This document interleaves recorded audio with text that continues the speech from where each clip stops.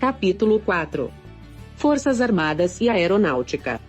Agora que você já entendeu um pouquinho mais sobre os assuntos tratados nos capítulos anteriores, podemos seguir em frente. Uma dúvida? Você saberia dizer qual a relação da aeronáutica com as Forças Armadas? Vamos conferir juntos. Tópico 4.1. Forças Armadas na Constituição da República Federativa do Brasil, 1988. Assim preconiza o artigo 142 da Constituição da República. As Forças Armadas, constituídas pela Marinha, pelo Exército e pela Aeronáutica, são instituições nacionais permanentes e regulares, organizadas com base na hierarquia e na disciplina, sob a autoridade suprema do Presidente da República, e destinam-se à defesa da pátria, à garantia dos poderes constitucionais e, por iniciativa de qualquer destes, da lei e da ordem. Vale lembrar que nem sempre foi assim.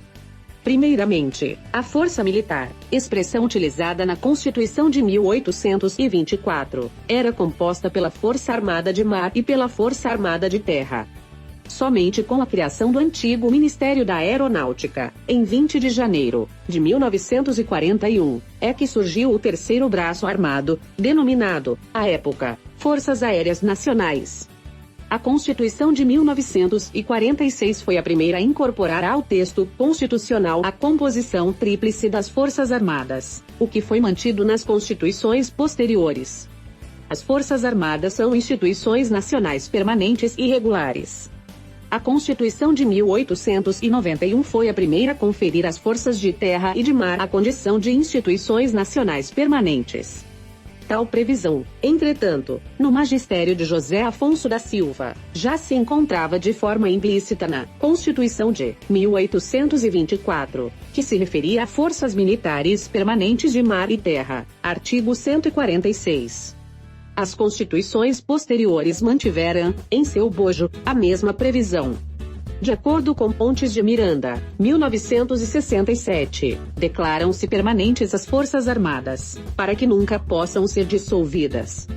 Por isso, embora não conste, expressamente, no rol das cláusulas pétreas, que são núcleos imodificáveis da Constituição, artigo 60, parágrafo 4º, da Constituição Federal de 88, não podem ser abolidas, suprimidas ou extintas por meio de emenda constitucional, mas, tão somente, por Assembleia Nacional Constituinte, que modifica a ordem constitucional vigente, implantando uma nova ordem.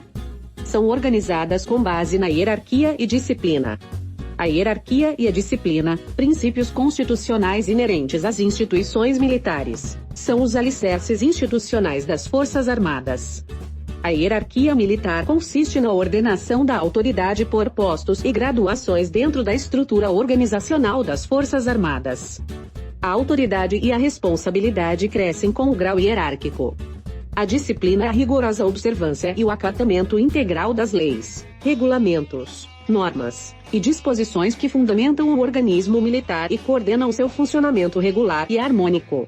A disciplina e o respeito hierárquico devem ser mantidos em todas as circunstâncias da vida entre militares da ativa, da reserva remunerada e reformados. Abreu, 2010. Sujeitam-se à autoridade suprema do Presidente da República. Tradicionalmente, o legislador constitucional tem submetido as Forças Armadas ao comando supremo do chefe do Poder Executivo Federal. Trata-se de comando político. O comando tático e operacional compete aos comandantes da Marinha, do Exército e da Aeronáutica. Abreu, 2010. Destinam-se à defesa da pátria, à garantia dos poderes constitucionais e, por iniciativa de qualquer destes, da lei e da ordem. São, portanto, os garantes materiais da própria subsistência do Estado e da perfeita realização dos seus fins, atuando preventiva e repreensivamente contra ameaças internas ou externas.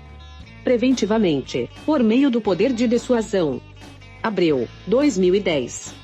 Quanto mais bem treinadas e aparelhadas forem as Forças Armadas brasileiras, maior será o grau de intimidação à prática de atos internos ou externos que atentem contra a soberania nacional, a garantia dos poderes constitucionais e da lei e da ordem. Repressivamente, por meio da força, para repelir agressões externas ou internas. Abreu, 2010. Dispõe, portanto, o Estado brasileiro de permanente, valiosa e indispensável instituição voltada à manutenção da forma federativa, da soberania, da independência nacional, da garantia dos poderes constituídos e, em casos excepcionais, da lei e da ordem. Abreu, 2010. Os membros das Forças Armadas são denominados militares.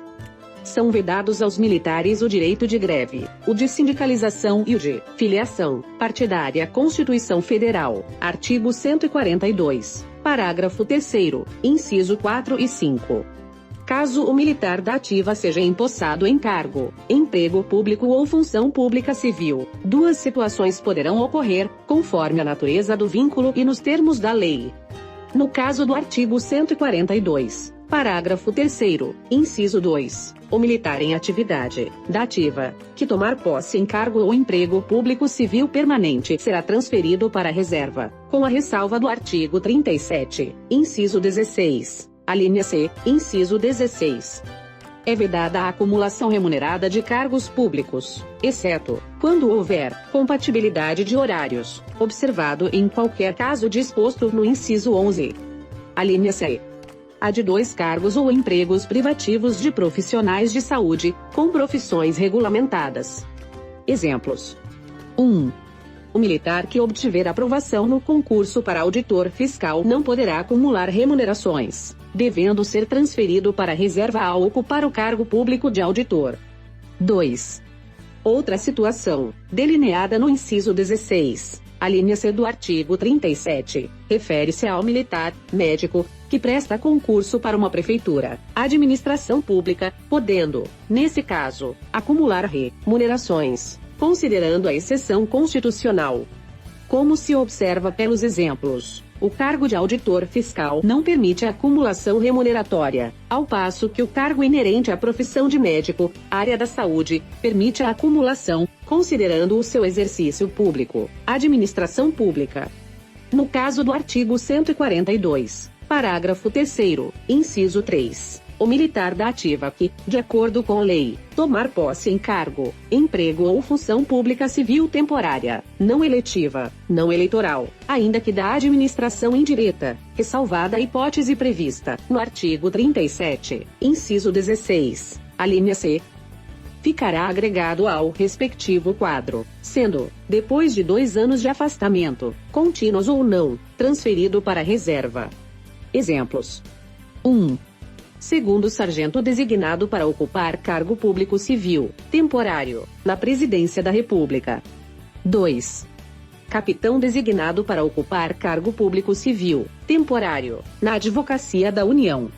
Observação. Nos 2 casos, não poderá ultrapassar 2 anos, sob pena de ser transferido para a reserva. Tópico 4.2. Administração da Aeronáutica.